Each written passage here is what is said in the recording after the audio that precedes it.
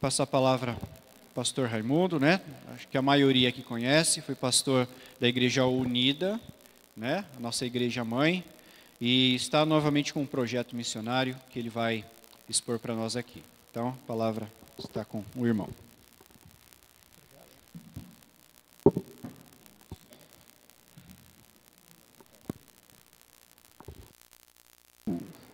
Oi, bom dia a todos. Gente, é um prazer muito grande estar com vocês aqui, não é? Me traz memórias muito boas do tempo que nós estivemos juntos aqui no início, né? De fato, Jundiapeba eu trago comigo no meu coração, porque foi aquele trabalho que a gente viu nascer, né? Junto mesmo da casa, foi evoluindo e depois outras pessoas deram continuidade. E eu trago uma saudação em nome de toda a família. Eu vim sozinho, né? Cheguei no Tietê hoje de manhã, peguei metrô, trem, vim bater aqui, aí cheguei e estava cedo demais. Eu disse, vou continuar andando nessa linha de trem da hora da escola dominical.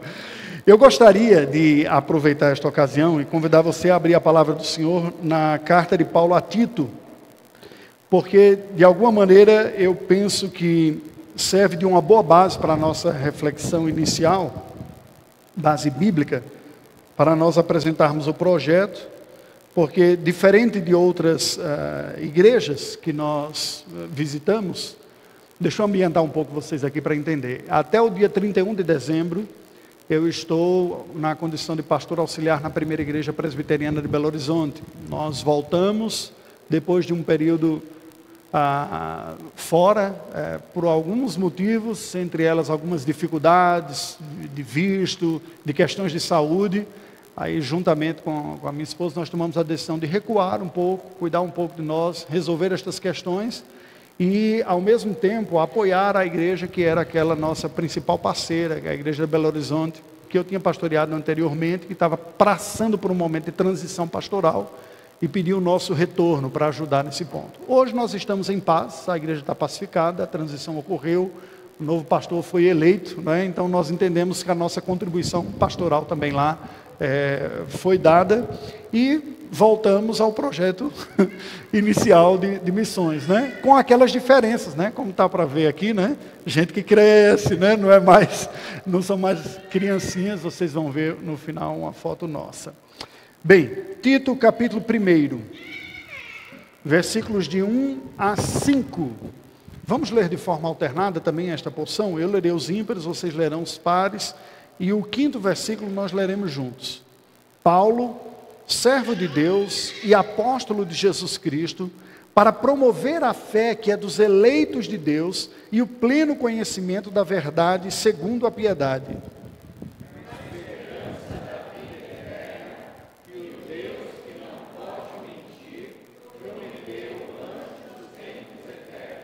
E em tempos devidos manifestou a sua palavra mediante a pregação que me foi confiada por mandato de Deus, nosso Salvador.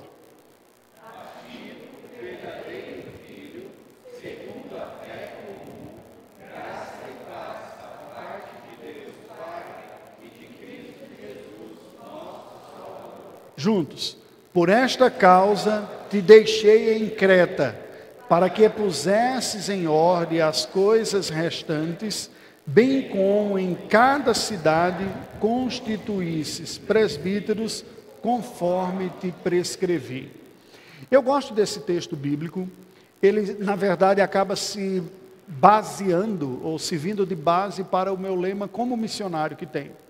Na época que estudava ainda no seminário, eu elegi alguns versículos para meu lema ministerial, que está da palavra de Paulo também, só que dirigindo-se aos presbíteros de Éfeso, conforme registra Lucas, em Atos dos Apóstolos, capítulo 20, deixe-me ler para complementar aqui, Atos 20, vocês vão perceber que, como eu acredito, não há muita diferença entre o trabalho ministerial local, que a gente chamaria de pastoral, e o missionário propriamente.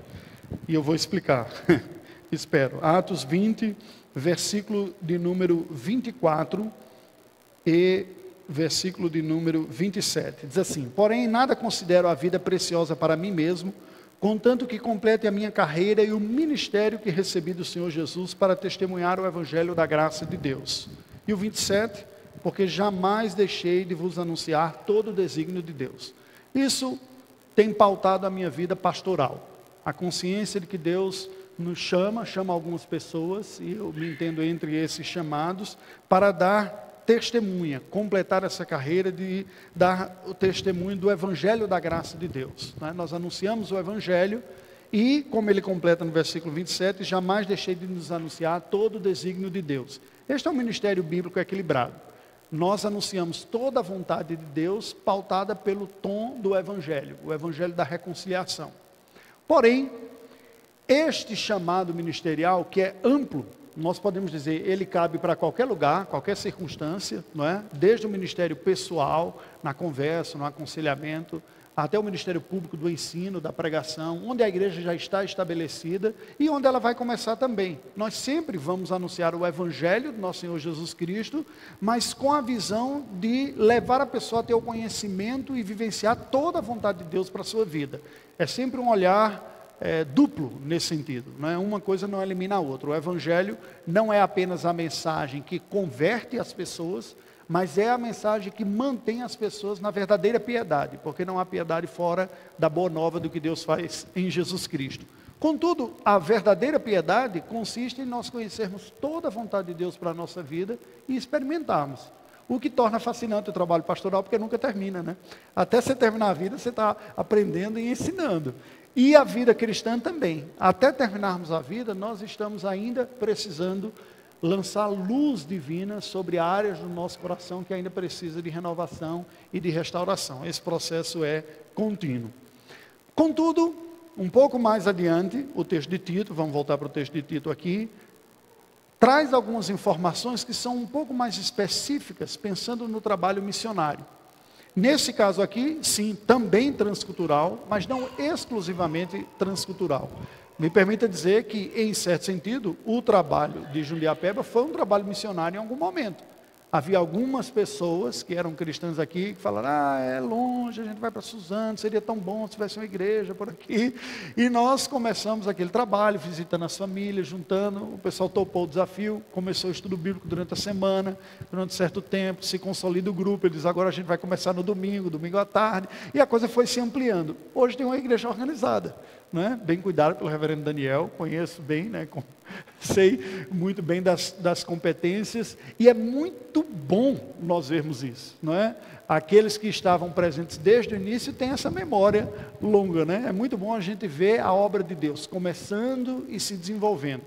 Apesar de no meu tempo de ministério pastoral, eu na maior parte do tempo tê-lo desenvolvido com a igreja já estabelecida, eu nunca consegui viver somente esta realidade da igreja já estabelecida, né? Sempre estava querendo mobilizar a igreja para dizer, não, vamos expandir, vamos começar um outro grupo, vamos chamar outra pessoa, e de alguma forma estar envolvido.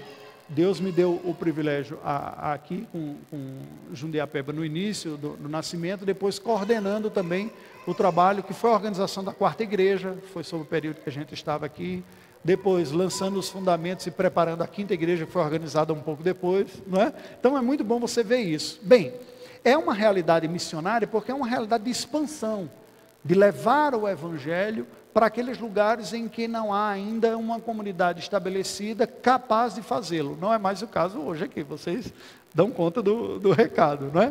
Só que esse desafio, ele é não apenas local, ele é mundial. O Senhor Jesus disse, ir e fazer discípulos de todas as nações, não é?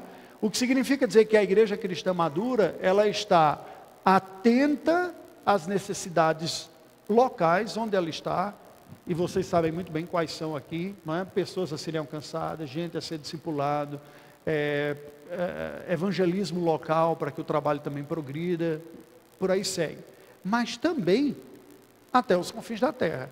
Não é primeiro aqui, depois lá, ou depois que a gente terminar o trabalho aqui, é que a gente vai pensar lá, é simultaneamente. Porque isso nos dá a alegria de experimentar exatamente aquilo, como eu disse que eu tive a oportunidade de experimentar. Enquanto o trabalho se desenvolvia na Unida, a gente viu o trabalho se expandindo e se consolidando em outros lugares também, hoje compondo igrejas organizadas aqui no Alto Tietê. Mas até os confins da terra. Naquele período a gente procurou apoiar outros missionários que estavam até que nós mesmos estivemos. Como eu não vejo tanta distinção também, não foi muito difícil para mim entender um momento de um recuo nosso, que nós necessitávamos, e a nossa igreja apoiadora solicitou para fazê-lo. E uma vez que o trabalho está consolidado, seguir adiante. Olha como Paulo fala sobre estes desafios, escrevendo a Tito. Tito foi discípulo seu, que ele treina e coloca como alguém para dar continuidade ao trabalho que ele havia iniciado em Creta. Creta é uma ilha do mar Mediterrâneo, que está dentro do universo do mundo grego antigo, né? Até hoje também, Creta ainda é uma ilha que pertence à Grécia. A Grécia tem uma parte no continente que era vizinho, inclusive a Albânia, onde nós vivíamos lá, né? A Grécia era o país vizinho. E tem uma boa parte do país que são várias ilhas espalhadas. Creta era uma dessas, é uma das maiores. Se eu não me engano, é a maior ilha de todo o complexo da Grécia. E olha como Paulo diz. Vamos ler aqui e dando um breve comentário. Paulo se vê como servo e apóstolo de Jesus Cristo. É isso que sou, servo e apóstolo, ou seja, enviado por Jesus Cristo para promover a fé que é dos eleitos de Deus.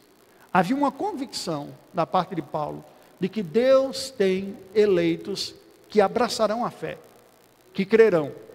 Mas não ocorre por acaso, como o reverendo Daniel bem disse de início. Deus é soberano, mas nós somos os instrumentos que Deus usa para cumprir a sua vontade. É esta certeza que levava o apóstolo Paulo a sair e pregar o evangelho, e anunciar o evangelho a outros lugares.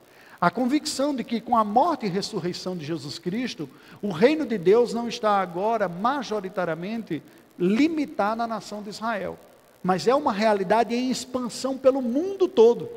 E que é responsabilidade da igreja tomar parte neste recolhimento da igreja do Senhor, já escolhida desde antes da fundação do mundo, mas que virá a crer pelo anúncio do evangelho. Você se lembra da carta aos Romanos, quando diz: como ouvirão se não há quem pregue, como pregarão se não forem enviados, não é?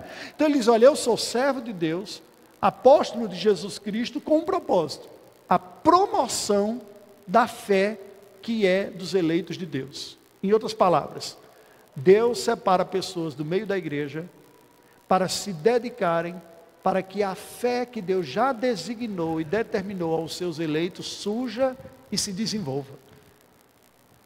É exatamente na instrumentalidade da nossa fidelidade, na sua testemunhando para os seus parentes, amigos, vizinhos, do pastor desenvolvendo o seu trabalho, consolidando aqui na vida da igreja, do missionário quando sai, que Deus usa esse testemunho fiel da igreja para que onde houver eleito de Deus, a fé surja.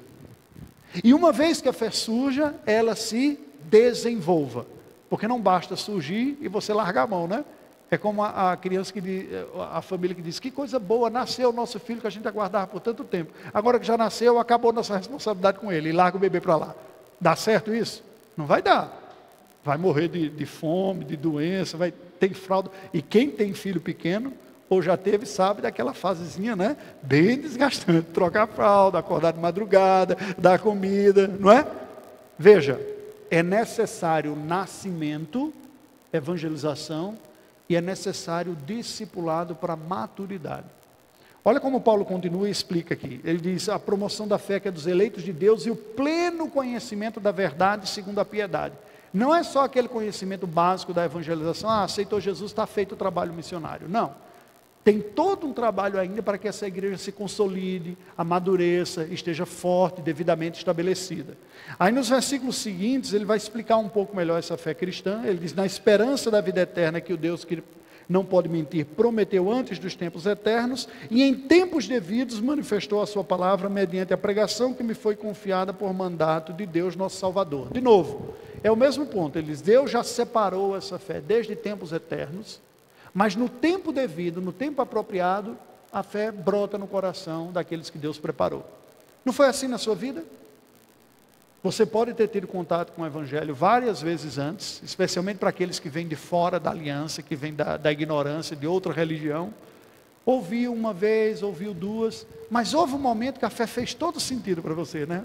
O Espírito Santo iluminou. O que é isso? Paulo está dizendo: no tempo devido, na ocasião própria, alcançou, chegou. E ele diz, esta fé que nós somos chamados a promover enquanto ministros de Deus.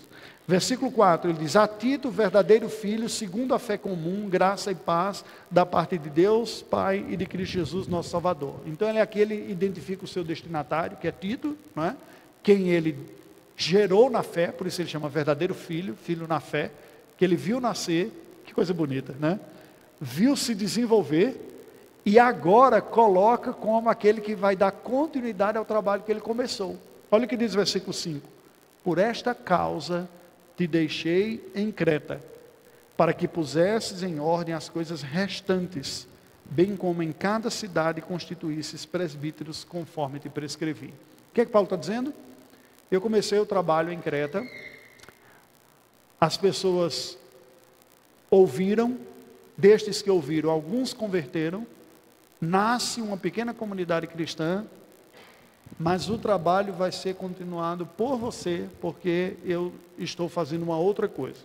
Então ele treinou alguém, que foi Tito, e deixa para dar continuidade ao trabalho. Isso é um trabalho bem pensado, um trabalho que tem começo, meio e fim. E por que eu estou dizendo isso nessa reflexão inicial aqui, né, bíblica? Porque diferente do que nós podemos pensar, e muitas vezes pensamos, o trabalho missionário também é um trabalho que tem etapas.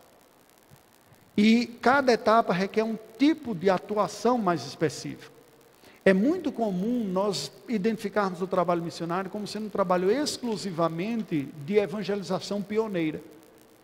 Mas o que nós testemunhamos no período que nós estivemos fora também é que uma boa parte do nosso trabalho, que já existe, que está espalhado pelo mundo, passou daquela fase pioneira e está encontrando aquelas dificuldades da consolidação. Talvez pelo próprio perfil desses primeiros missionários, que eram mais evangelistas e tinham um perfil mais de trazer a Cristo aqueles que não conheciam, e menos perfil de lidar com a igreja, com a organização da igreja, é que muitos trabalhos têm penado um pouco nesta fase, percebe? Mas não é diferente da realidade que vocês experimentaram aqui. Houve uma época de pura semeadura, houve uma época depois de consolidação do trabalho, houve uma época, eu já não estava presente aqui nessa segunda e terceira, de que vai treinar os potenciais líderes para serem oficiais da igreja, e a igreja foi organizada, não é? Tem toda uma etapa a ser desenvolvida. No trabalho missionário também é assim.